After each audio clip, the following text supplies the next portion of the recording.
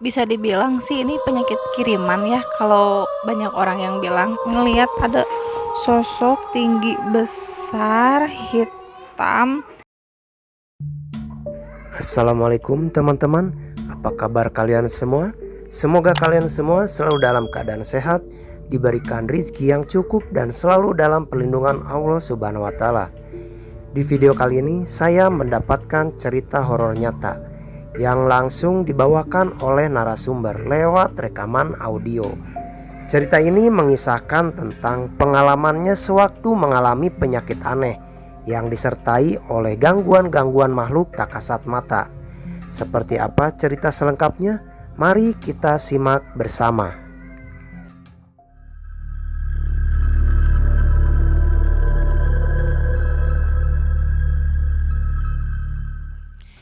Assalamualaikum, nama saya Sinta. Di sini saya mau menceritakan pengalaman pribadi saya. Bisa dibilang sih ini penyakit kiriman ya, kalau banyak orang yang bilang.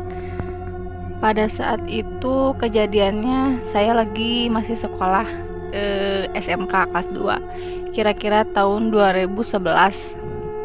Pada saat itu awal-awal mula saya sakit, saya PKL di suatu daerah.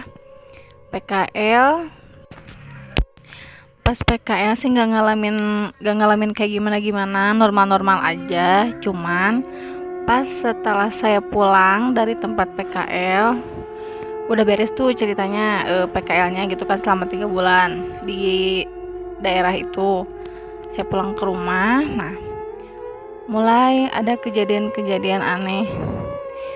Di rambut tuh mulai ada banyak kutu, sama dalamnya rambut tuh kulit kepala basah, sama ada tanahnya.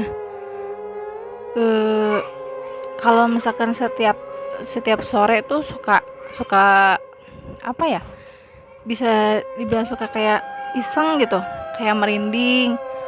Males banget pokoknya kalau misalkan ngadepin malam, soalnya suka ada kayak dengar suara, terus suka nggak bisa tidur, kayak erep-erep gitu. Ada 1 bulan, kira-kira 1 bulanan saya sakit. Udah banyak tuh tetangga yang nyaranin, katanya mesti dibawa ke orang pinter, kayak ke ustadz gitu, Al Hikmah. Udah nyoba-nyoba juga kemana-mana. Terus ke dokter juga udah. Pas dicek ke dokter normal-normal aja, emang nggak ada penyakit apa-apa. Cuman masalahnya tuh penyakit ada di rambut yang banyak kutu. Sekali sisir aja kutunya tuh bisa semangkok. Iya kok, kalau misalkan inget cerita ke situ tuh masih merinding sampai sekarang sih. Nggak bisa lupa gitu. Tiap malam Jumat saya suka dimandiin pakai mandi kembang, kayak pakai tanah gitu. Soalnya kata dari sananya, kata orang pinternya, saya tuh harus dimandiin pakai pakai air bunga kembang itu, pakai tanah. Katanya biar cepat sembuh. Ya udah nyoba-nyoba juga sih pakai gitu, tapi tetap aja hasilnya gak sembuh-sembuh juga. 2 bulan udah berlalu, sakitnya kalah tambah parah. Rambut saya tuh jadi gimbal, kayak gimana sih, gimbal gitu, kotor, tanah sama kutu sama basah. Kalau misalkan ada tetangga tuh yang nengokin, dari depan pintu aja udah kecium katanya bau bangkai.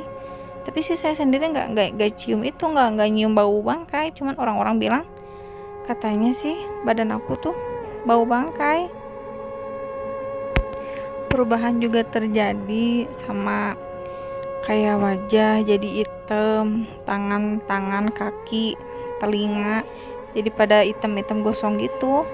Pokoknya serem banget deh kalau misalkan lihat muka sendiri aja gitu di cermin, kayak bukan diri sendiri. Sudah gitu tuh ada yang nyaranin, katanya harus berobat ke daerah mana gitu.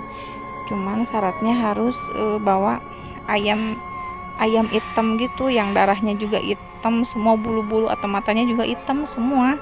Katanya buat mahar apa gimana, gak tau juga sih pas itunya mah. Cuman disaranin sama orang pinternya harus bawa itu. Udahlah, ceritanya tuh udah belilah ayam hitamnya itu. dikasihin ke orang pinternya, terus kayak dibaca-bacain kayak gitu. Pas udah pulang dari berobat dari sana, malamnya tuh saya mimpi, gak tahu mimpi, gak tahu erep-erep, pokoknya ngelihat ada sosok tinggi besar hitam, kayak ngeblank aja gitu, hitam tinggi besar. Di tangannya itu tuh banyak pakai kayak batu ali ya, cincin gede-gede gitu semuanya, tapi mukanya tuh nggak kelihatan, tinggi besar aja. Dia tuh lagi pegang rambut saya. Kata orang pintar, ini mah cina katanya penyakit kiriman, katanya pengen puas aja ke anak bapak, katanya gitu. Soalnya kata yang orang pintar itu ada yang sirik, gak tahu sih siriknya sirik apa, katanya sih gitu, cuman wallahu alam lah ya.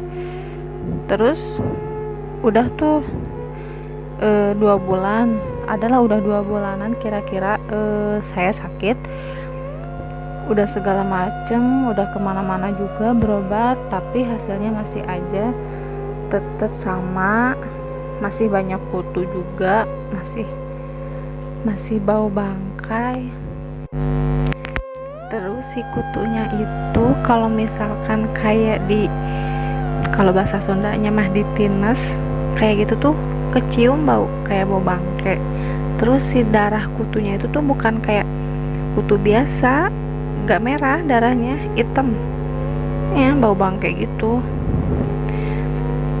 Setiap sore suka ada kayak bau di rumah tuh, kayak bau-bau melati, bau-bau bunga kuburan gitu.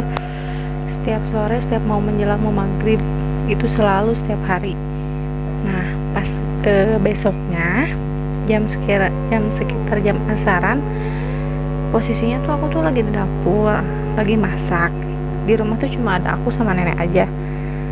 Pas lagi gitu, tiba-tiba tuh kedengar kayak suara pluk pluk pluk, kayak suara gitu. Dikira mah itu tuh adek aku. Terus aku panggil tuh adek aku, dek, tapi kok nggak nyaut gitu ya. Nah pas aku nengok, ternyata yang datang tuh bukan adek aku, tapi sosok bayawak gede banget, mulutnya tuh kayak mau nyodor gitu. Itu langsung aku naik ke atas meja makan sambil jerit-jerit. Tapi anehnya nenek aku yang lagi ada posisi di kamar gak denger sama sekali tuh, kayak jeritan aku tuh kenceng banget, gak ada yang denger semua. Sempet sih di situ aku pasrah, ini mah udahlah, soalnya keberat badan juga jadi ngaruh sih, jadi kurus. Soalnya kan ngebatin udah 2 bulan sakit gak sembuh-sembuh, udah sempat ikhtiar juga ke sana kemana-mana, pokoknya tetap aja hasilnya masih kayak gitu. Nah ada lagi tuh yang nyaranin katanya harus ke kidul, katanya buat berobatnya. Insya Allah katanya yang udah juga bisa sembuh. Singkat cerita, udahlah sampai tuh di tempat berobatnya di daerah Pekidulan gitu. Sempet lah di sana tuh kayak ya biasa, sama seperti yang udah kayak pakai mahar apa, terus pakai dikasih baca-baca kayak gitu, dikasih air, harus dimandiin, harus diminum airnya sama kayak yang udah. Nah udah gitu, ada juga nih yang nyaranin rambutnya harus harus dipotong, soalnya si jinnya yang dikirimin itu tuh suka sama rambut aku, katanya sih gitu. Si jinnya tuh suka. Singkat cerita, pas malam Jumat itu pas jam 12 malam dipotong rambut sama yang ngobatin. sama orang pinternya itu digunting rambutnya. Anehnya gunting yang baru beli itu tuh jadi patah, padahal mah baru beli si guntingnya tuh jadi patah. Terus pas ngeguntingnya tuh kayak apa sih, kayak banyak sekelebat apa sih, makhluk gitu. Itu juga sambil baca-baca, nggak berhenti baca-baca sampai merinding juga. Nah akhirnya tuh bisalah ke potong gitu rambutnya, cuman nggak kayak potong rambut biasa orang normal, nggak satu-satu, itu jadi jatuhnya tuh jadi kayak sarang burung, jadi udah bulat aja gitu rambut tuh kan, karena udah apa sih, gimbal gitu. Saking udah lelahnya, udah berobat kemana-mana gak sembuh-sembuh juga, udahlah jalan terakhirnya itu tuh dipotong rambut. Nah udah semenjak potong rambut itu alhamdulillah bisa sembuh lagi lah, normal, udah nggak ada gangguan lagi, udah nggak ada bau bangkai lagi. Emang tuh sumber penyakitnya kan ada di rambut, ada di kepala, si kutu sama tanahnya itu. Nah kata orang pinternya itu, nanti kalau misalkan suatu saat atau nanti juga bakal mimpi katanya. Nah nanti kamu bakal didatengin mimpi, nanti bakal tahu siapa orang yang udah ngirim penyakitnya gitu katanya, kata orang pintarnya itu. Nanti juga bakal datang ke dalam mimpi. Tapi kalau misalkan aku udah tahu orangnya siapa, jangan bilang-bilang, cukup aku aja yang tahu sendiri. Nanti juga pasti ada balasannya gitu, kata orang pintar. Itu aja sih paling cerita pengalaman pribadi aku. Mohon maaf bila dalam kata-katanya kurang jelas, apa bahasanya masih campur-campur Sunda. Mohon maaf. Saya cuma berbagi pengalaman pribadi aja. Assalamualaikum warahmatullahi wabarakatuh. Itulah cerita pengalaman mistis dan horor langsung dari narasumbernya. Mohon maaf apabila banyak kesalahan dan kekurangannya. Saya Ari, wassalam.